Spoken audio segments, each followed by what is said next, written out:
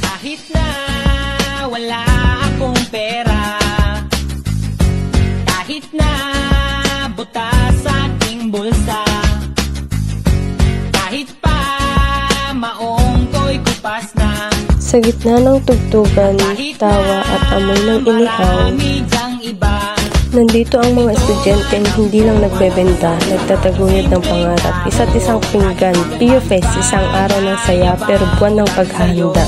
Dito mo makikita kung paano niluluto, hindi lang ang pagkain, kundi ang kwento ng sipag at diskarte.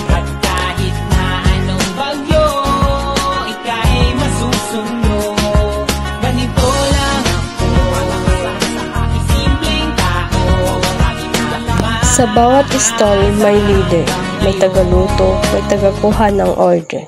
Lahat may papel, lahat may ambag. Dito, teamwork ang tunay na sangkap. Kahit na butas sa aking bulsa, tik-tak-tik ng kutsilyos ng kawali, parang tugtog ni Glockline. Mabilis, totoo, may ritmo. Bawat halo ng sawsawan may kasamang dasal.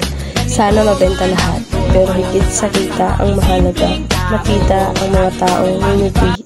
Okay, so hello, we are HM3 from Pacific University Tayug Campus, and right now nandito tayo ngayon sa tapat ng booth namin. So nag-start tong stall namin kasi we just also want to give alam niyo yung mga student friendly and affordable na snacks sa mga attendees natin na Pan Pacifics dito sa ating PU Fest and Oktoberfest. Ano po ang sikreto niyo sa masarap at patok niyong pagkain, ma'am? So yung pinaka-secret lang naman dito is simple lang siya.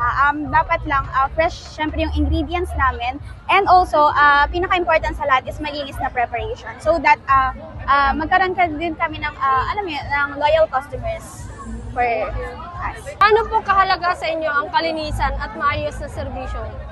Okay, so mahalaga siya for us lalo na sa mga nagpe-prepare ng food dahil isa siya sa basehan na kumbaga ng tiwala ng mga customers para ayun nga, just like as I've said earlier na magkaroon ng loyal customers, and syempre para magbigay na rin ng malinis and maayos na pagkain sa bawat bumibisita dito sa booth namin. Habang lumulubog ang araw, tapos na ang benta pero nagsisimula ang inspirasyon sa likod ng bawat lutong kalye. May pusong tunay at sa bawat estudyanteng nagluto, naglinis at lumiti, nandun ang lasa ng tagumpay.